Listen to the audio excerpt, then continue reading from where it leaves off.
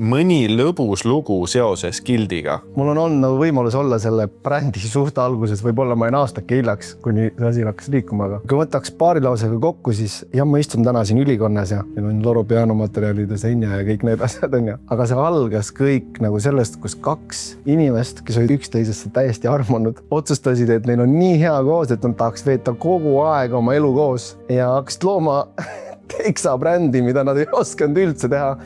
Aga nad õppisid kõik need asjad ilma selleta, et keegi oleks tahtnud kuskile ülikoolides või kuskil iganes. Kõik, kes oskasid, ei tulnud appi.